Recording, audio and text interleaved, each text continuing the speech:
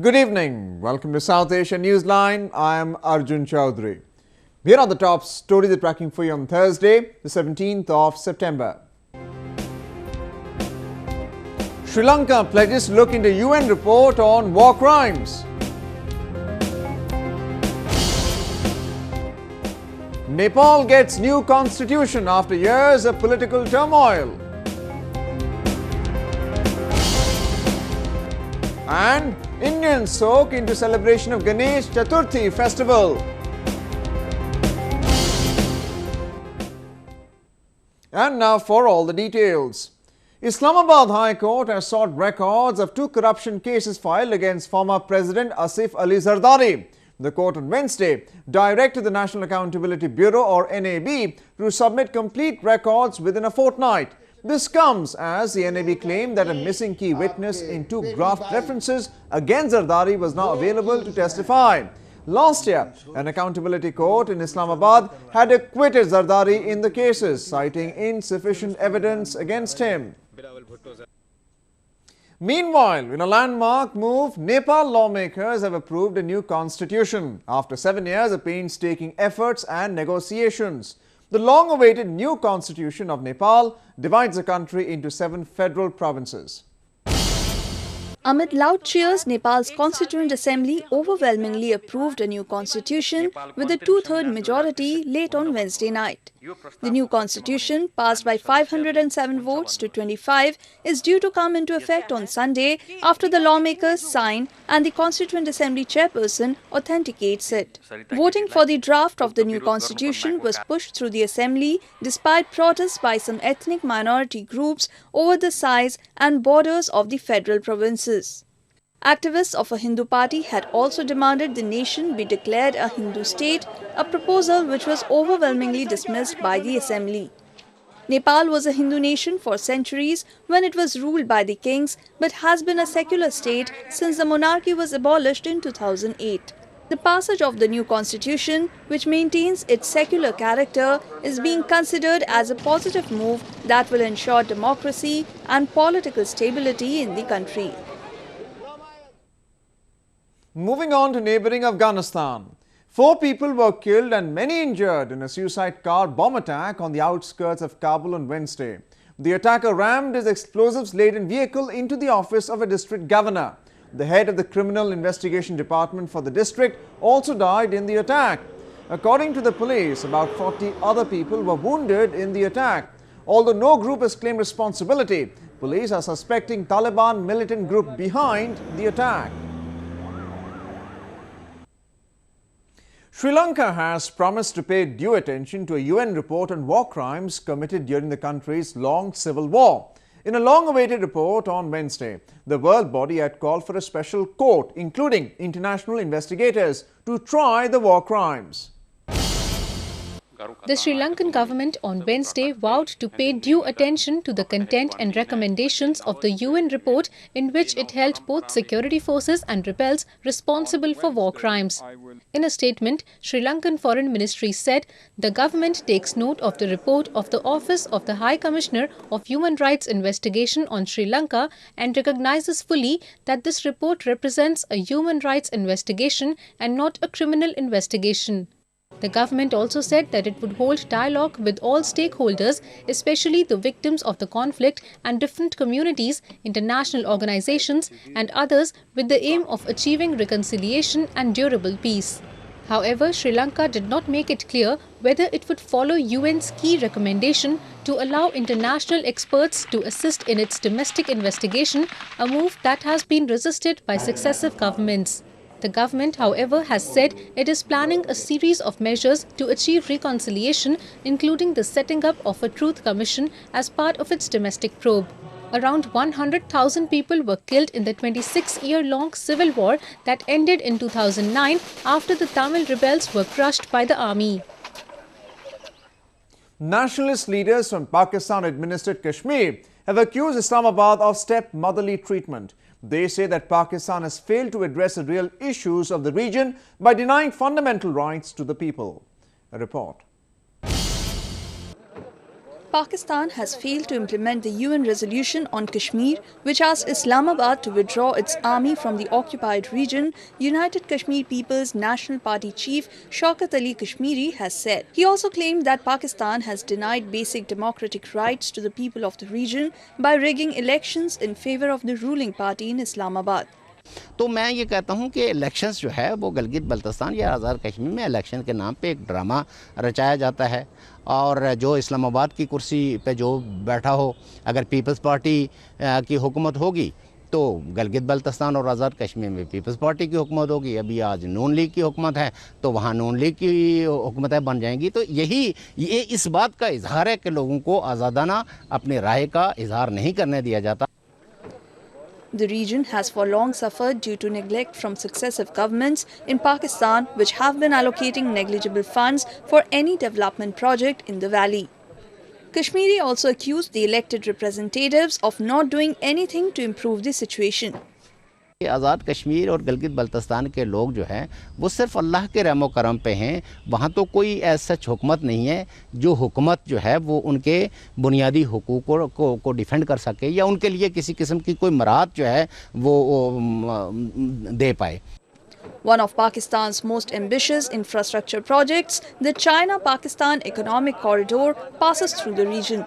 But Kashmiri said the project would be of little benefit to the locals.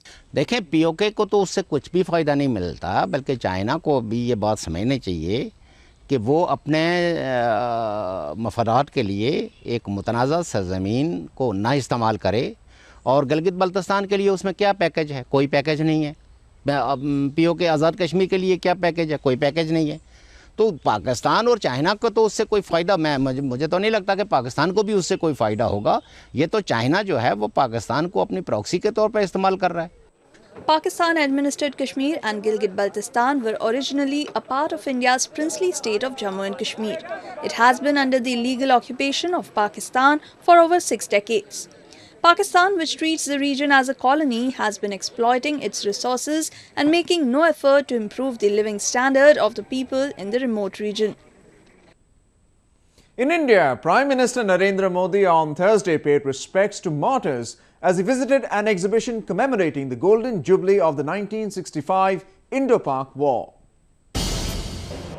Prime Minister Narendra Modi visited a commemorative exhibition on the Golden Jubilee of the 1965 India-Pakistan War in capital New Delhi. The 6-day exhibition called Shauryanjali, which began on Tuesday, depicts major battle scenes of the 1965 war and showcases the role of armed services during the war. It also displays maneuvers by fighter jets of that time. The Indo-Pakistan War of 1965 was a culmination of skirmishes that took place between April and September in 1965 between the two countries. The war, which started following an operation by Pakistan to infiltrate its men and soldiers into India, caused thousands of casualties on both sides and also witnessed the largest tank battle since World War II. Fighting ended after both the countries agreed to a ceasefire.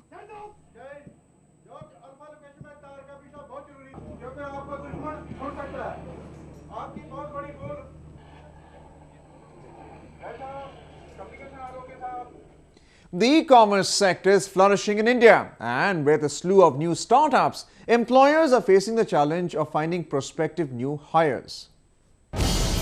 Competition is heating up in India's e-commerce sector, but not only for customers. Companies looking to exploit the massive increase in internet users need staff and are willing to pay top dollar. And as competition for employees heats up, prospective new hires are flipping to better offers, and that's a problem. There's a huge impact on the industry because your whole work gets back by 2-3 months. You put an offer, getting one person on board is a effort of 2-3 months. You know, after 2 months, if the person declines the offer, you are back by 2 months. It has a huge implication, primarily in the senior position. It has impact to the extent that it also impacts your business plan. The problem is made worse because competition for the best performer is particularly intense. That means high flyers can be juggling multiple offers. There's a massive difference in demand and supply. So there are a lot of people who are kind of looking for a job, but the quality of talent, the really good high quality talent is really rare. And I think one guy, that's why gets multiple offer. It's completely because of lack of great talent. But while this is the problem for e-commerce companies, it leaves the best employees in a potentially strong position.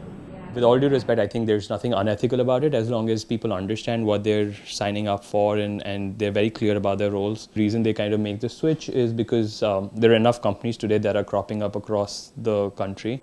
But experts believe this may be a short-term problem, as an initial explosion of recruitment activity will settle down. The companies are going to take more time to hire candidates. It sort of shortens down the hiring cycle. You're likely to be hired for non-monetary reasons. And very clearly, the hiring companies, the staffing companies and candidates will have to be very, very real in terms of why a certain candidate is being facilitated for hiring. Far more caution will be exercised while hiring is what I can conclude.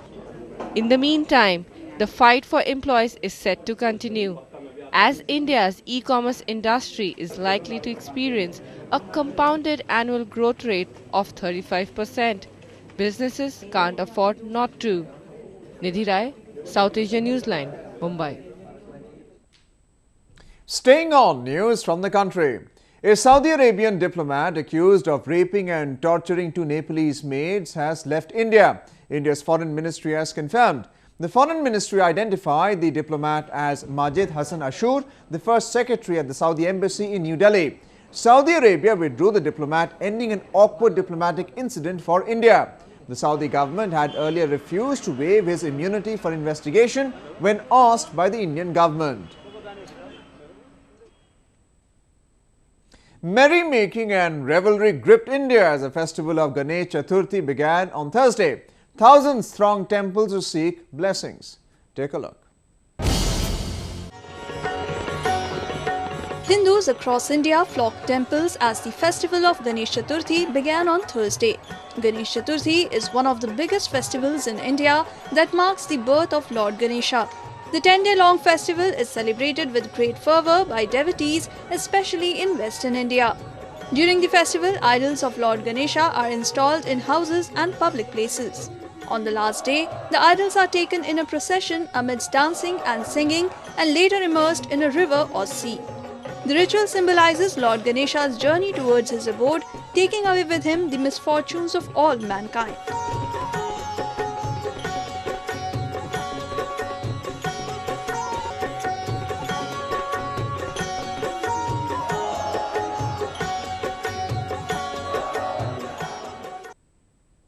Well, that's the way it was in South Asia this evening. Before we conclude the top stories once again. Sri Lanka pledges to look into UN report on war crimes.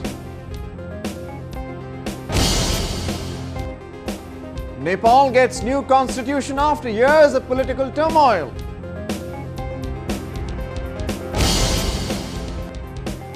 And Indians soak into celebrations of Ganesh Chaturthi festival.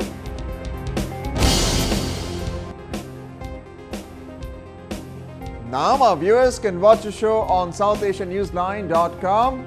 You can also visit us on Facebook.com/SAsiaNewsline and follow us on Twitter @SAsiaNewsline. That's all in tonight's edition. We'll see you same time tomorrow. Good night.